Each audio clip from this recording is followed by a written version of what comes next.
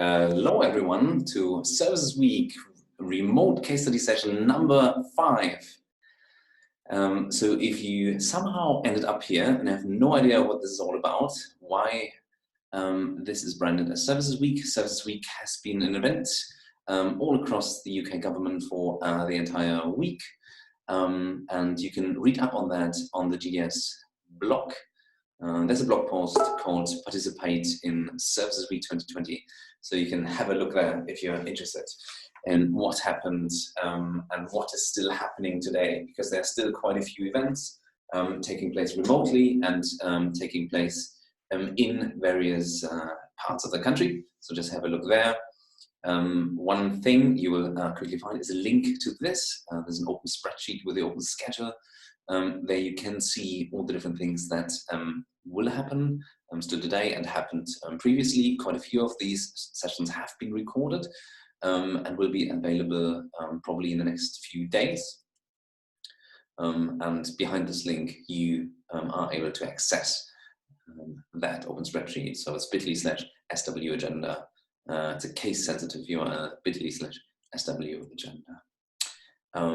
But I will not bore you with that organizational stuff. I'm very, very happy to have Matt telling us all about his work that he has been doing for the last, I think, 2.5 years on the 111 online service. So please welcome Matt Jones. He is a designer working for NHS Digital. Now my screen says loading. But this is the moment where I'm just going to hand over to Matt, and he's going to tell us all about transforming that services for, well, the internet age, if you like. Okay, thanks, Martin. I'll just attempt to share my screen again. Is that all right? Can everyone see the 111 online services week? Yes, that works. All right, great stuff. All right, I'll crack on then. Well, but yeah, I mean, first up, thanks to Martin for basically getting in touch and giving me the honour of presenting something at Services Week. I'm basically here to talk about 111 Online, which is it's a national product now, a national live product. We passed our GDS live service assessment in September last year. I'm going to run through like a quick intro of what it's about, how it kind of works, some of the concepts around it, and then I'm going to go into like a bit of a deep dive into something that we've been like exploring recently. So it's not stuff that's live, but it's quite exploratory. But I think it might be kind of interesting because it relates to sort of online service journeys and how services can pass to other services. But I will crack on. So basically, this is our absolute kind of top level user need. I think there's something wrong with me, but I don't know what to do. Like, I don't know what to do next. Should I go to A&E? Should I just do nothing? Should I go to the doctor? We have ads, all kinds of stuff. I think there's a TV ad, bus ads, blah, blah, blah. So there is a telephone service, which people might actually be more familiar with, but we've started to appear in the ads now that we're kind of a national live service. So that's cool. Really, really quickly, here's what happens. You hit the service at 111.nhs.uk and essentially you search for your symptom, you answer a series of questions, and then essentially find out when and where to get help. So like how much time we think you should do something in and where we think the best place or places to go are. This will probably be tiny and unreadable, but this is basically our service kind of flow. So we use 2 products. One is called NHS Pathways, and that's the triage engine that is also used by the telephone service. That is basically a decision tree, lots of multiple choice questions, kind of like a choose your own adventure type thing. Online, we do a lot of content work on this to make the language simpler and clearer and understandable for users. Obviously on the phone, person-to-person communication, where communication is difficult, it can be easier because there's negotiation and things can be rephrased. We don't really have that luxury online. So there's an absolute ton of great content work that goes on in making the questions really, really simple and clear. But what Pathways does is it basically, by the time you've answered all your questions, it will produce something called a disposition. And a disposition will be something like, must contact own GP practice within 3 working days, DX75. And at this point, there can be a few outcomes, from self-care all the way up to like, you should call 999. If the disposition is somewhere between GP and 999, then we query something called the Urgent Care Directory of Services, which I'll probably just start saying DOS, because we love acronyms in the NHS more than most people do. That will return 2 or more services that can deal with the problem. The DOS is opinionated, so the order of the results that come back are like, they basically depend on geographical distance, but that is influenced by like things like commissioning, access, capacity, capability, and so on. And there are actually people who work regionally called regional DOS leads, who are responsible for maintaining the service data inside the directory of services. So that's essentially, we essentially sit on 2 products.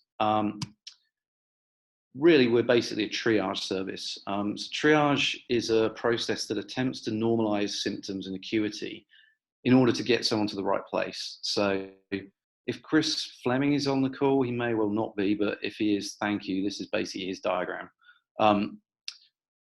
Basically, we have like on the X, your actual acuity, on the Y, your perceived acuity. And then basically the 45-degree line of services from like low acuity all the way to like absolute highest acuity. And drifting around in any of those quadrants are like, at the extremes, you'll have the worried well, whose perceived acuity is like super high, but there's not really anything wrong.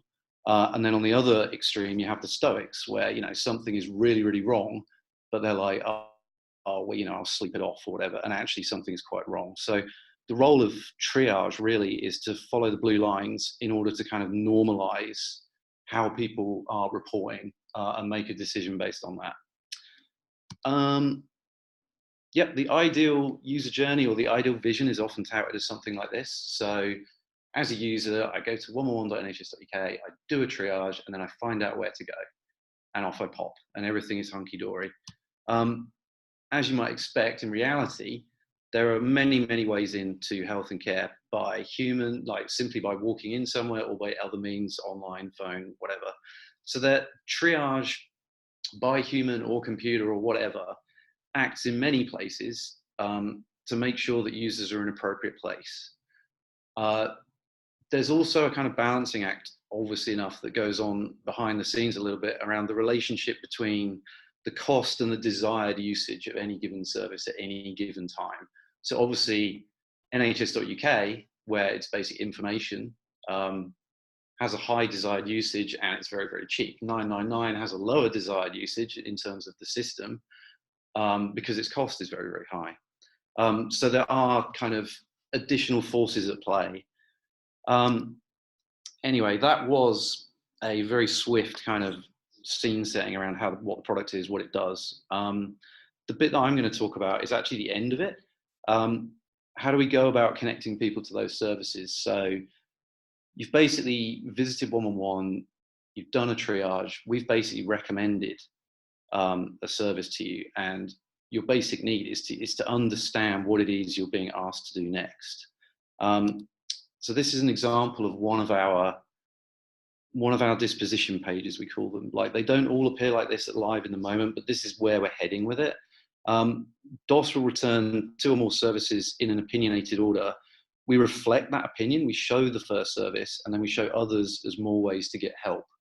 And the page essentially breaks down into a series of like relatively simple user needs, where it's basically being like, right, I need to understand what I'm being asked to do. Like, when should I do it? Now.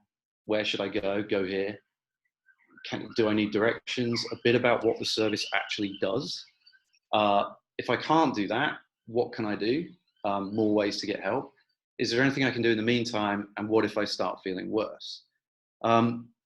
In terms of connecting to services, this is kind of how we do it. This is kind of how we handle ongoing journeys at the moment. So some of these routes involve information passing into the subsequent service, others won't.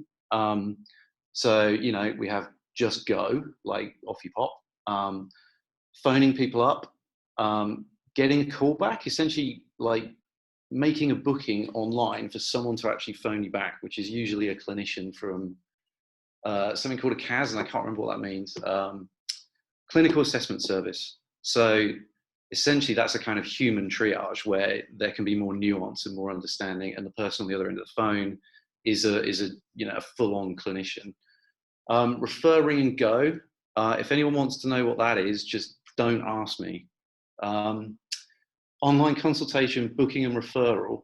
So this is kind of where I want to talk about the stuff today. So we're talking about the digital channel for primary care. This is stuff that we're just kind of starting to explore now. So it's kind of fresh in my head, which is nice. First up, I mean, what is an online consultation? Basically, I'm going to have to read something from the Using Online Consultations in Primary Care Implementation Toolkit. So, the questionnaire.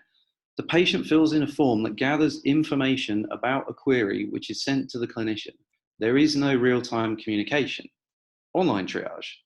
The patient enters their symptoms and receives algorithmically generated advice and/or is directed to the right personal service in real time. And an easy example of that is like, that's basically what 111 does. And the third one, consultations via video technology between a patient and a clinician in real time. So, you know, for added fun, we have several possible experiences of what an online consultation could actually be. And where there's an implementation toolkit to read things from, there's obviously a commissioning framework to go with it. The TLDR for this is the middle of the NHS will give you money as a GP, as a CCG, which is a clinical commissioning group, to achieve online consultations at the local primary care level. So in many ways, that's a pretty cool thing to do. You have like localized autonomy, you can get localized solutions. Things aren't being guided slowly from this kind of monolithic central point. But it does lead to plurality. So these are some of the suppliers for GP online consultations. I think at the moment in the approved supplier list, there's about 33.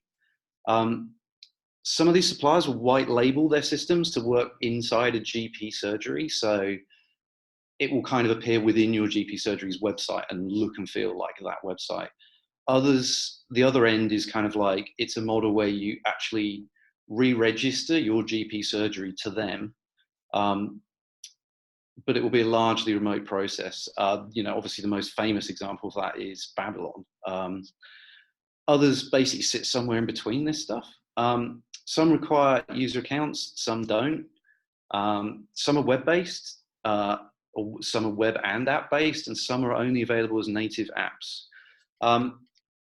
And I think the thing to bear in mind is that these are suppliers for something called online consultations, which is the kind of 3 definitions I just did.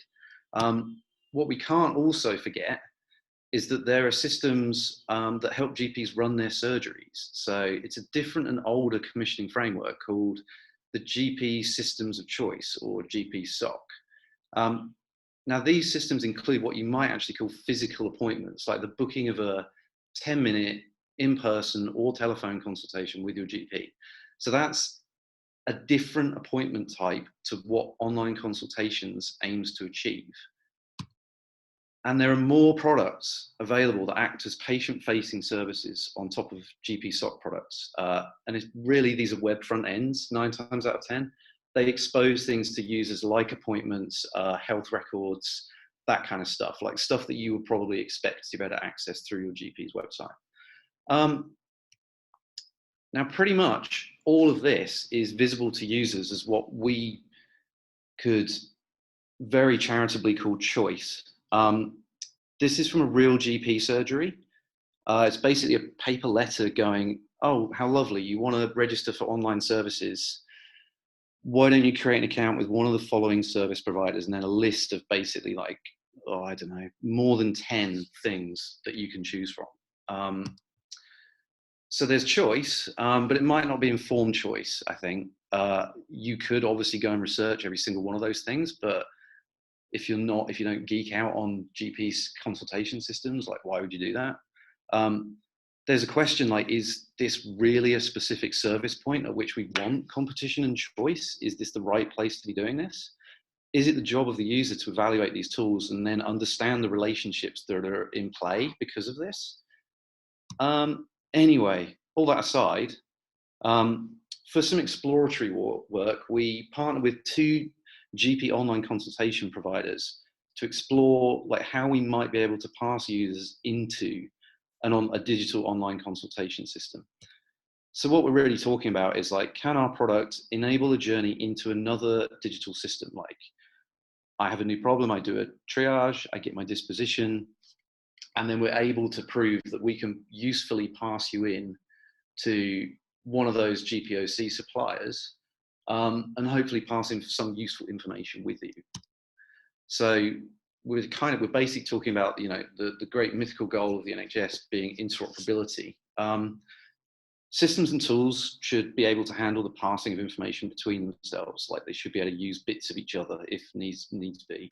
In the example of a one-on-one user traveling into a primary care scenario, we want to be able to pass them across along with useful information about their triage and their disposition. So basically, you know, there's a few details that we ask for up front, like kind of, I can't even remember what they are now, things like age and stuff like that. Then like what you answered to the questions were, and then basically what we think the disposition is, which is something like, you need a non-urgent GP appointment. So again, this is what we really need to address. Our user need at the end of the 111 product is essentially when your new task is beginning. I just said all that, I've marked my slides up. Anyway, we want to pass information along the chain. We also want to avoid repetition. And we also want to avoid disagreement. So I'll drill into these a little bit. That I kind of accidentally talked about. But basically, like, information sharing between systems in the NHS is like, once you're in here, it's pretty notorious how bad it can be. Often it's things like PDF attachments. Sometimes it can be a non-structured blob of text that is literally just fired across and is dumped on a screen somewhere. So genuinely structured data, which you can then do useful things with. It often feels like a rarity. I mean, it could be that I'm just in a kind of one-on-one bubble and I don't see a lot of other things going on, but it does feel like it's quite a rare thing. Anyway, so we are kind of looking at this thing called fast healthcare interoperability resources. People call it FHIR, or I guess you could say like FAIR.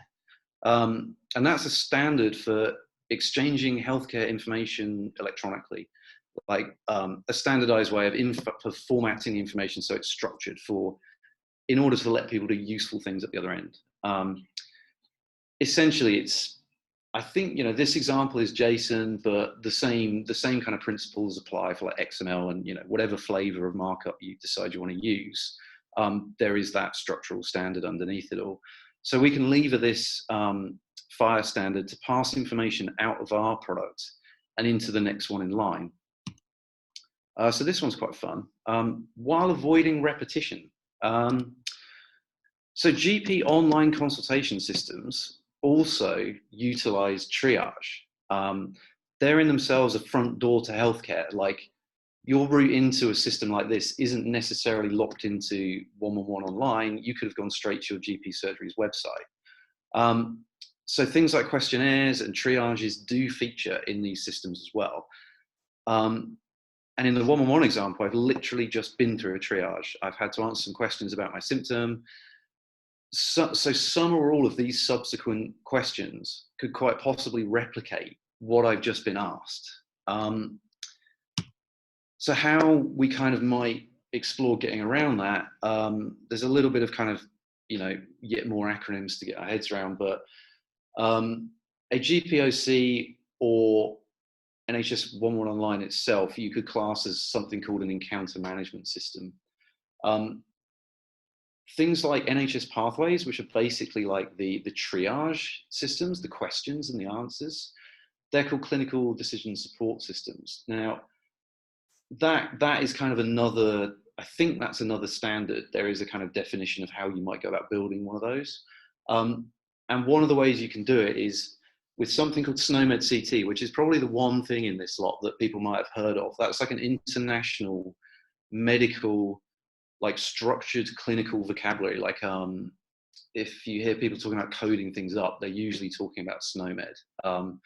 So there you can build these questions and answers with clinical coding, like underlying the triage answer. So if we say in this example, what is the main problem? And you say like, I have an itch, there will be like a SNOMED clinical code that will underlie that allows us to then pass that through using the FHIR standard and declare something that is understandable to another SNOMED system, if that makes any sense. Like it's basically two systems going like, did you ask that already? And the other one going, yeah, we did, cool. But there's some kind of human level fun that could possibly come into play here. Obviously, we can encode and standardize these clinical terms that underlie the triage. We can compare question sets to avoid repetition. But what about the concept of agreement? So this is one of the kind of standout risks from a sort of like a first desk research kind of thing on this. From the user journey perspective, there's a risk that like our triage might reach a verdict, which a subsequent triage then might disagree with. So you could posit something like, we think 111 plays it safe, and 111 will direct you to a GP, and a GP's online consultation system may actually have a kind of stance more to do with redirection, like say, I guess into sort of self-care, or, you know, ironically, the opposite way. So how do we handle differences in intent? Like if 111 says the GP and now the GP says call 111, I'm in like a classic kind of catch-22 situation. So how do we handle these differences in intent? And in the exploratory work we've been doing, it's happening at a granular level. So essentially like eConsult being one of the systems that we partnered with to do this stuff, and 111 clinicians sat down and discussed and agreed that a primary care disposition for some like a form of rash from 111 was clinically safe. So that's kind of one route ticked off. And the second system is basically saying, I trust you.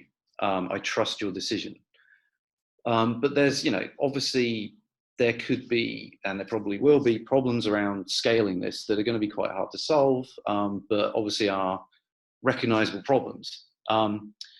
So, you know, is a subsequent system's acceptance like a price of entry? Is that a price of us linking to them in the first place? Do we even need to go that far? Like, we don't really know at the moment.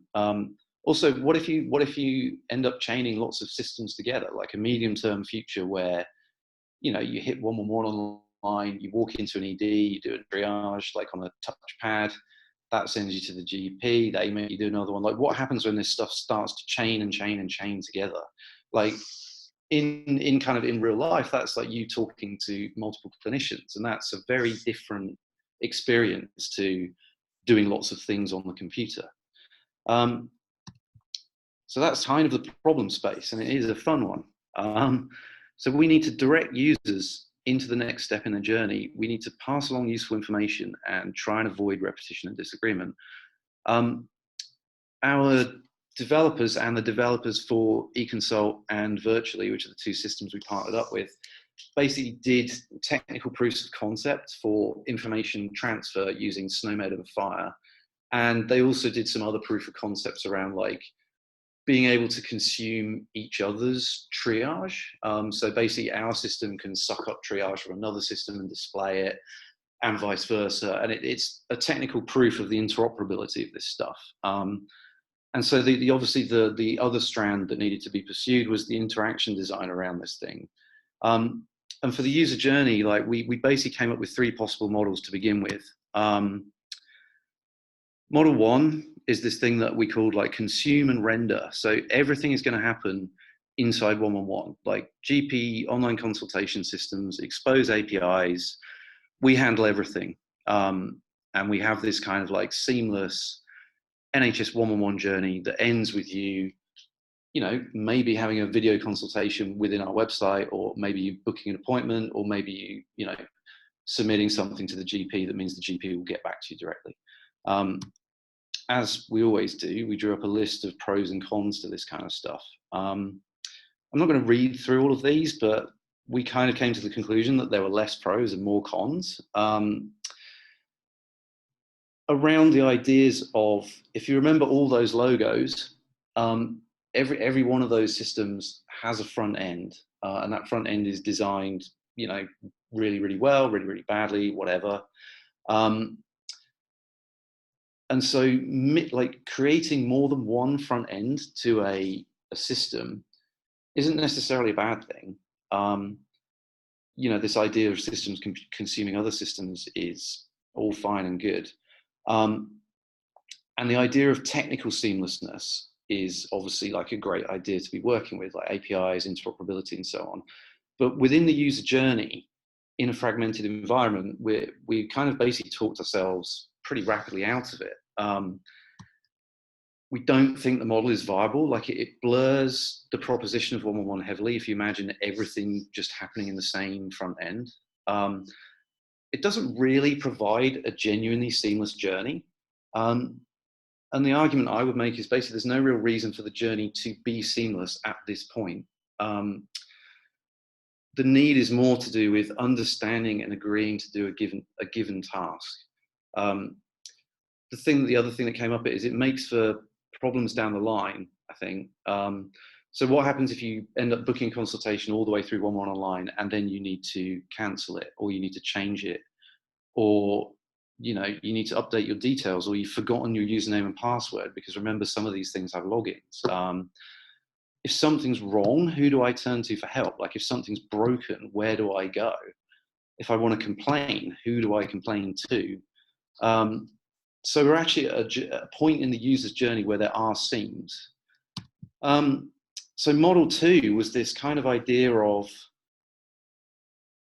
oh, sorry, hang on. An NHS service that basically handles primary care journeys. You could hit this thing from one-on-one, you could hit it from an nhs.uk page, you could hit it from a service information page. Like it looks like nhs.uk, but the functionality again is sort of driven by consuming GPOC APIs. So we have our 3 steps within one-on-one of like what to do, knowing what to do, understanding the task, and then we move to a primary care booking or contact kind of service. So the new task becomes like front and center and is understandable. Yeah, still lots of cons. Again, like it's a seamless user journey, maybe, like it's got blue stuff on it, you know, it's NHS branded. I think, yeah, the thing we wanted was this idea of a clear separation of tasks while keeping the journey as smooth as possible. But again, it becomes a fuzzy proposition. The understanding of this separation may be a bit fuzzy, we're not sure. Confusion between logins, that kind of thing. Again, little in the way of clear routes, all this kind of stuff. So that one feels like it's kind of got legs. We don't have a great amount of trust in it, but you've got to kind of put this stuff out there to see. So we then had a third model, which was basically like, well, let's just like, you know, here we are, let's just punt these people over. Like, and then the main design problem here becomes signposting and preparation, right? Because we're actually going to expose a very clear crack to you and try and get you over that crack. And, you know, funnily enough, when you do a thought experiment on it, you're like, well, okay, right. Like, well, we imagine there won't be that much confusion if we're literally punting you into a new system. Yes, it is a jarring user journey. That is the big con and the big risk, which we would attempt to mitigate as much as possible by signposting and preparation. So basically just telling you exactly what's going to happen in as clear and simple a way as possible. So these last 2 propositions, what's the time? Yeah, these last 2 propositions, we basically prototyped a primary care journey through one-on-one. Actually, I'll whiz through these because I think I was So yeah, sorry. So that is essentially a one-on-one journey prototyped. I think we asked about 5 or 6 questions, and then we had a hard-coded primary care output. We then did a prototype of what we were kind of calling the really badly named, in fact, like using GP online services service. So an NHS-driven service that allows you to access the stuff that your GP offers. And this is where we start to look at signposting around tasks. The interesting stuff that about half an hour ago I was talking about, where, you know, in the short to medium term, the difference between online consultation and booking an appointment with your GP surgery. So in this kind of example, we basically just were like, okay, you're going to choose an online consultation, off you go. And then we essentially try and signpost you as well as we can, give you some idea of what's going to happen. And then at this point, you're signing into an API for a GP online system.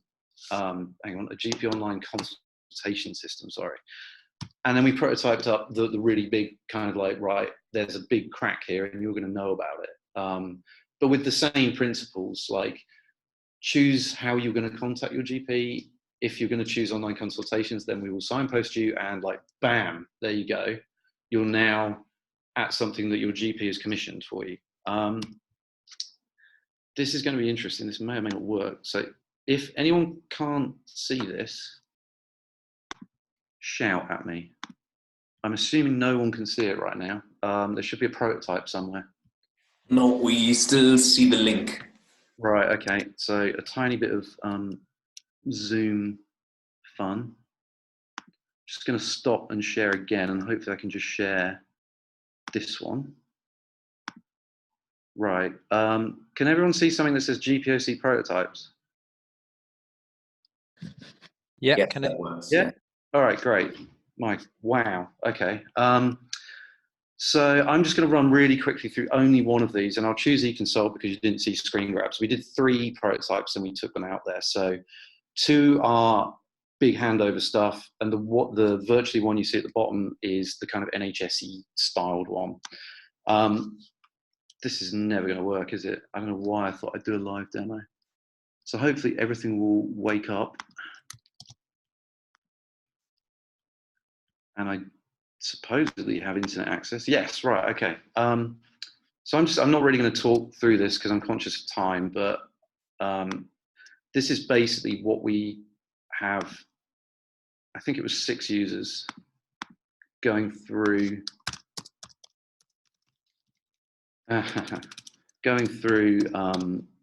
this prototype. So this is basically a hard-coded prototype that apes like a real journey. I think we did it for Rash. Hope we did. So here you are. You're now in what are the product underneath this, which is the CDSS system called NHS Pathways, basically.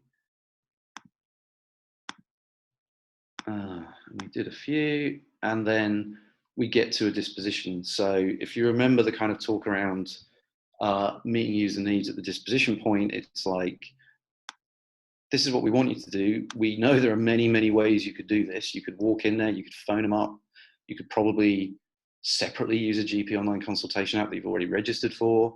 You could, I don't know, there's a few. And then we kind of have our like, okay, well, these are reasons why I can't do it. And we can start to like give you some help around that.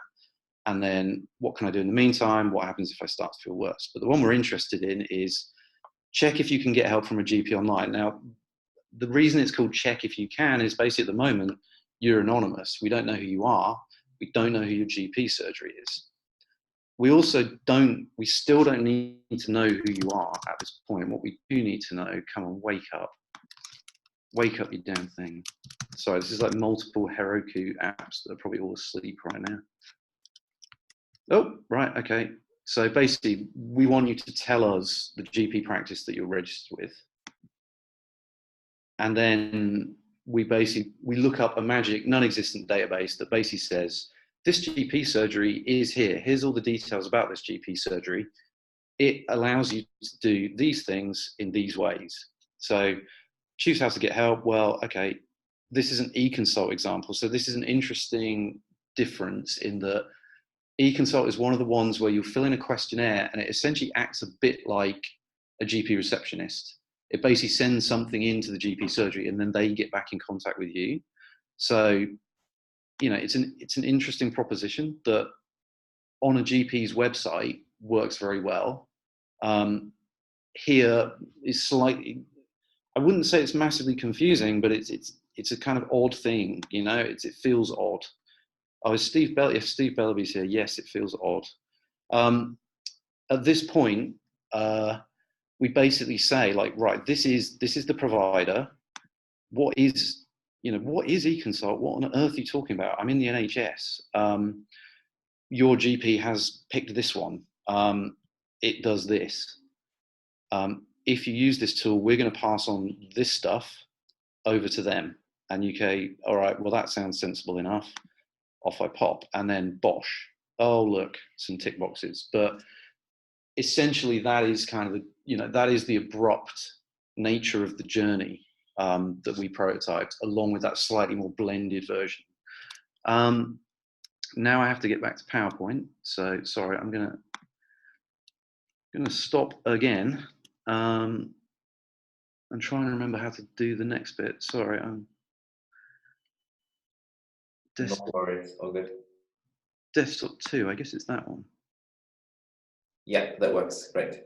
All right, cool. Wow, this is flawless. Right, I've just cursed it by saying that. Anyway, so from the research that we did, there's loads to go into. I'm going to skim like massively. We obviously have zillions of post-its to do affinity sorts and all that kind of stuff with lots of insights. So I was going to pick off a few bits that felt interesting to me, and I guess kind of thematically relevant to this idea of Service Week, I suppose. And yeah, you know, forgive me if it gets a bit ranty. It might do, it might not. So small one first, really. We need to be careful about our desire for seamlessness. Like even in our usage of the word, like there is a difference between technical seamlessness, like this idea of interoperability, and then the pursuit of a seamless user journey. They don't always equate to the same thing. And from a user experience perspective, perhaps we shouldn't always pursue it as something inherently desirable. There is something about honesty of landscape that's coming out of this. And I think, you know what, I completely forgot to say. We took, let me just skim. Yeah, right, I skipped all that, sorry. So yeah, we very, very rapidly, we took 6 people, we did 2 people for each prototype, and the general outcomes were people had an extremely like high level at best understanding of what was going on. Like they could complete any of those journeys, and they knew that they'd been moved somewhere. And the signposting stuff helped, and it helped people understand what was going on. The NHSified version, people still kind of understood it until they were presented with a login, and then all the obvious kind of confusion arose where if you show someone a login in an NHS page, their expectations will be completely different to the service that's being delivered at that point. So it's kind of like, oh, right. So yeah, I think I have a login maybe for my GP. Is this that? Or, oh, is this a central login that means I can book stuff and see my records and all this? That's really great. So an attempt at a sort of visually or experientially seamless journey actually confuse people more, which is kind of like one of those FML moments. But, you know, so again, like I'm not going to pretend that I think that is a really good user journey. I think it's probably a workable solution that exposes a landscape that is, you know, extremely messy at best. And I guess the thing that bothers me about this kind of stuff is, like in the NHS generally, I think this is like, oh, but yeah, personal opinion, insert here kind of thing. But we're not exactly sure of strategic goals or like these ideas of like North Stars that we should be aiming for. But the design work that I've kind of done on this product has at least once reinforce the status quo, like executing existing policy that I would argue isn't particularly user-friendly in the way the service works. And with the piece of work I've just shown, we're exploring essentially like how we can essentially support commissioning decisions that have kind of led to what I would kind of describe as a bit of a mess in online primary care. And then finally, like, yeah, like, I guess we need to do better. Like shipping stuff is hard. Shipping stuff in the NHS is really hard. Shipping stuff that doesn't simply implement a prior policy that's been created is really, really, really, really hard. And on a slightly less ranty note, like, I mean, as a product team, we're starting to find our feet. And it's massively thanks to like who's our product, oh god, product owner, product manager, product something, can't remember what. He's the guy who looks after us. We're kind of getting, we're getting more and more able, as we prove delivery, we're becoming more and more able to get involved a bit earlier and then a bit earlier and have input into things. And then also our ability to feedback is slowly getting better and better and better. So, you know, you can kind of feel the change happening, which is really good. And then back into ramp mode, I suppose, like the organizational setting we sit in is like unbelievably fractured. Like, I think if anyone's interested, there's probably like a 50-minute video over on the kingsfund.org that explains the structure of the NHS, and it's pretty terrifying. And strategy across this is, it can often be quite opaque. Like, it's not necessarily visible to product teams what any given strategy is or where it's supposed to be going. And where it's not opaque, sometimes the execution of said strategy can frankly seem a bit bizarre. And a lot of it is like, you know, these are huge, huge institutions with millions of people using it across like national, local organizations. You know, it's a really difficult landscape. And so, like, you know, an extended rant makes me feel better, but like otherwise, you know, there are reasons why it's very, very complicated, and that it can be very, very frustrating, but, you know, it is understandable. But back to the strategic rant, I mean, I think, again, we're starting to get there a bit. Like, people are getting into the right rooms. So Matt Edgar, if anyone was watching that, if anyone watched the panel stuff, like right at the beginning of Service Week, like Matt Edgar and people like that are doing what I never in a million years do, which is basically get into those kind of rooms and talk at those kind of levels and start to bring, like, you know, the idea of human-centered service design into like the higher up levels. And I guess in some ways, compared to government, I guess if you're in a high up room in the NHS, you might be lucky and there might be clinicians in that room, and those clinicians are probably our natural allies because they do understand this stuff. Like, we talk different languages and sometimes we have very different opinions, but the ideas of like services are there to enable things to happen, and they shouldn't be opaque or impossible to access and all that kind of stuff. So we probably do have some allies. Anyway, I'm rambling.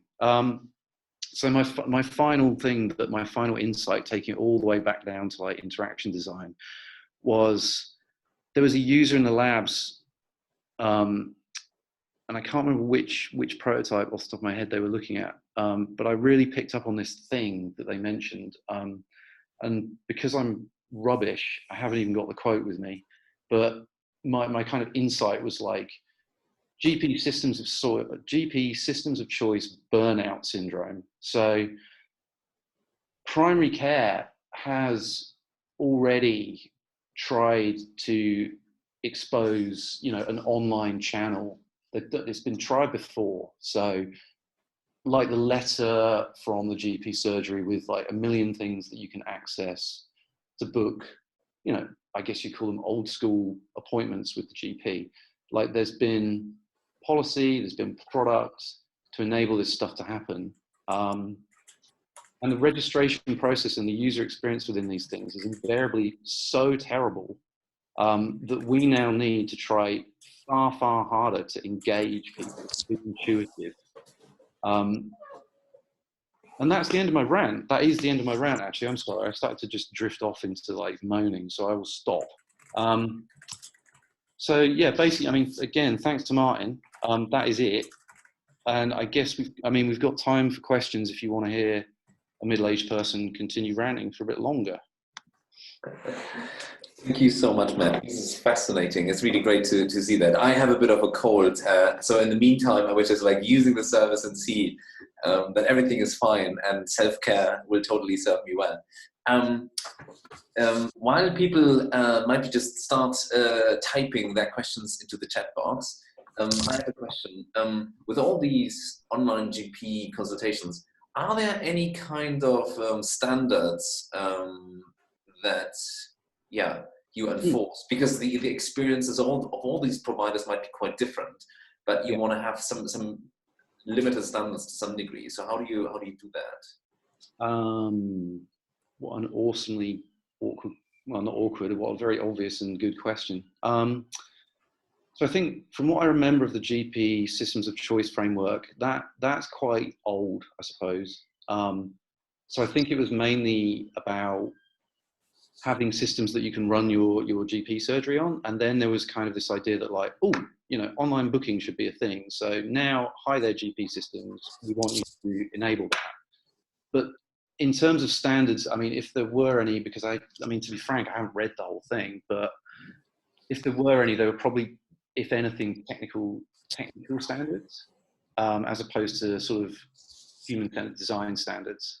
And it does bring up an interesting question. I mean, especially with the idea, we had a technical proof of one-on-one online consuming and other like clinical decision support system. So the idea that any one of those products or any other CDSS product, for example, say like there's a specialist mental health CDSS or a specialist dental one, we might want to plug in. It brings up really interesting questions around how do we ensure the standards that we set for our own product are applied? Should they be applied? Like, if a third-party tool has a third-party front end that people hit directly and it does things in a different way to us, how do we normalize that as well? That idea of interaction. Like, what if these things aren't multiple choice? What if someone's built like one with loads of, you know, big free text boxes in it? Like, how do we even judge that? You know, so, you know, again, it leads into the world of kind of like, yeah, service standards. I guess it leads into the world of service assessments a bit. And then I guess my kind of personal thing is like, well, if your product becomes something that consumes other products and your day-to-day job becomes examining those products and assessing those products, like, what happened to your product? You know, it's a weird thing. It's a weird thing, and I think it's early days for us on the standard stuff for sure. And it's interesting with the third parties because they are doing, like, you look at Ada or Babylon or something, and their UI is very, very different to how like the NHS would do it. But I would argue that for their particular niche, well, hardly niche, but their audience segments, they do an extremely good job, but they just do it very, very, very differently to us. So if we're then talking about consuming things, like how do we balance that, you know? That was a long, rambling non-answer. Was that good enough? Yeah, I mean, I think looking at, I don't know, people who are more familiar with Verify might have like similar perspective, because we're also handing over to other third parties, and there are certain standards we're upholding, and other things in the experience are quite different depending on which provider you're choosing. Yeah. Yeah. What was one of the biggest maybe surprise with developing a lot of prototypes and testing things? So regarding user feedback and things you have tested with users, what has changed maybe the most in the last, let's say, 2 years or so? Weird questions, which is it's like, it's not my success story at all. Is Lauren if Lauren's on the call, this is totally her. This is her one. Lauren's our content designer, one of our content designers on the product.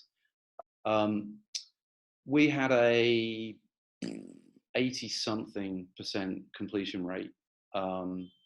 We've now got like a 94-something% or 90-something% completion rate. And Lauren basically did one thing that shot completion up by 10%. And on a national service, that's like lots of people. I don't know if you remember it from the prototype, and I'm now too tired to even attempt to share my screen again, but just before you start the triage, so you've kind of come in, you've done a search for a symptom, you've picked a symptom, and just before you start answering questions, there's like an interruption type box. It's a page and it says, we're going to ask you some questions. Some of them might seem weird. The more questions you answer, the less serious it's likely to be. And that was it. And it's this idea of honesty over seamlessness. At some points, it's very, very important to interrupt and stop and say, right, this is what's going to happen, and here's it in an understandable way, so that you know what your task is. And just slotting that in, I think within 2 weeks, like, completion rate had just shot up by 10%. It was like ludicrous. Wow. So I get all tangled up in, like, you know, overly complex things, and, like, you know, try and like do really clever stuff, and then basically like Lauren kind of just walks in and is like, well, what about this? And then it just totally nails it. Like the credit should really be all for her. It was, yeah, that was definitely the thing within the last 2 years that I think has been the smallest intervention with the largest success. Wow. Absolutely amazing. Yeah. Cool. Are there any other questions from people on the call? Please leave them in the message box and we'll read them out. Oh, no way. Simon Everest. What are you doing, man? I'm definitely middle-aged now. I will check if I can share the slides. Oh, actually, you know what? I already inadvertently have, because I think, Martin, is there like a hidden, is this going to go on that like top secret? Yeah. We've been recording that, so we'll be on the hidden YouTube playlist indeed. Yeah. Okay. Yeah. What are the things that are on your roadmap? What's going to happen next? What are the things that happen in 2020? Yeah, well, I think, like, weirdly, the GPOC stuff was almost a kind of, we were involved in it and it was being called an alpha. So that will essentially go into beta, but it's been a combination of kind of teams and policy people's the wrong word, but basically someone who's writing a technical spec and is trying to prove that technical spec with products. So it's kind of like a more than one team, people from more than one team combining and doing a bit of work. So I think that will probably go into beta at some point. The other big thing we're going to do, I think, is on the roadmap, we're currently doing a discovery into how well we serve people with mental health issues. And that's really, really interesting. So we've been talking, like, we had our user forum yesterday, which is kind of a stakeholder type event. And we had someone from the Samaritans in talking about like online chat, and that was super interesting. Yeah, so we're kind of like desk research, like visiting kind of suppliers and specialists, and then also there'll be user research as well. At this point, I think depth research, so not prototypes, but, you know, like, or people using the system as is and basically going, why is this so bad? Yeah, that kind of stuff, the usuals. And then onwards from that, we've actually got what I would sort of call, I guess you call it housekeeping, I don't know, but there's stuff in the prototype that you saw, and there's stuff we need to do around like incrementally improving the interface and the way things work that we've got on the roadmap as a kind of like, now that we're a live service, we can start to kind of do the, you know, the circle of like incrementation and improvement. And a lot of that's around dispositions. Like, so our end pages are not consistent at the moment, so some of that needs work. How we get details from you. So some journeys that I talked about where you will book things, like you will book a callback from a clinician, we do data gathering. So, you know, like name, telephone number, blah, blah, blah. And yeah, like that needs a bit of work. Basically, I'm kind of like pursuing the one task per page model on it. And basically, like, we just need to get it released or shipped at some point. So that's in the roadmap as well. Oh, there's one here from Nadia to everyone. Do you have any ethics guidelines on doing user research with users with mental health? I don't know. I expect we probably do. We have 3 user researchers on the team. Jeanette Atan, if she's here. Jeanette, I don't know if she's on the call, but like, if there are, then we will follow them. And I expect there will be, especially within a health setting. Yeah, it's me. Hi. No, we haven't started the research yet. We're still in the discovery phase, and I think we'll formulate the guidance as we go and as we talk to the professionals. That's we're talking to the professionals at the moment, not so much service users. So I think that will evolve when we get along the line. Yeah. And then what's this? Curious about the size and makeup of your team that's been working on this. Really interesting stuff, thank you. And luckily, because most of the team are here to troll me, I'm just going to throw that at Steve Belby. There you go. I've got to mute myself first, you know me, my double muting. Can you hear me okay? Yeah. Okay, cool. So we've got a mixture of, I suppose I'll just do numbers, it's probably easier. So we've got 5 devs, 4 full stack, 1 front end, and who also does kind of other bits as well. We've got 3 user researchers within the team.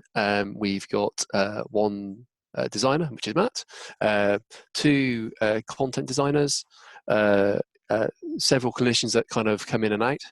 We've got myself, product lead. I'm trying to think, there's those more people we probably have got as well. We've got a whole implementation team. So one of the key challenges for our service is that everyone views the NHS as a big holistic whole, but actually when you get to local areas, and 111 is a national telephone service, but actually it's locally implemented by local CCGs, and then they procure services off other NHS organisations or whatever. So we work with all of those. So to make that work, we have an implementation team that goes out, sits with them, understands some of the work that they do, and makes things work. Because everything in 111 is different in different parts of the country. It's a national spec, but everything's different. So that's one of the key roles. So we've got 4 implementation people around that. We've got a service lead, so a service owner, Debbie, she's awesome, and we've also got 3 delivery managers as well, or 2 delivery managers, and we're just onboarding another delivery manager at the moment. And we've also got some other people floating around the sides that kind of do additional bits of support work for us. So we've got some project support people as well. I think that's probably everybody. I'm sure I've missed other people. Oh, testers. We've got testers, 2 testers. Can't forget the testers. So yeah, on the team, like big, but it's about 21 people in total. Yeah. And we basically split down and sort of have, I guess you call them sort of like mobile, like people will split into mini teams as and when they need to. Yeah, it's weird. It's a big team, but it doesn't feel big. It doesn't really feel that big at all. It's because we're all really nice to each other. Great. I think if there are no more questions, and looking at the time as well, I think this is the end of the session. Thank you so much. Thank you so much, Matt. Thanks for bringing your team, and thanks for being so brave to share prototypes. I think this was a premiere. So far, people had screenshots. No one was brave to bring a prototype, but it went super smoothly. So thank you very much, and thanks everyone for joining. This has been fabulous. And yeah, as mentioned, this session will be available just like all the others on the hidden YouTube link. Brilliant. Thank you. Have a nice weekend.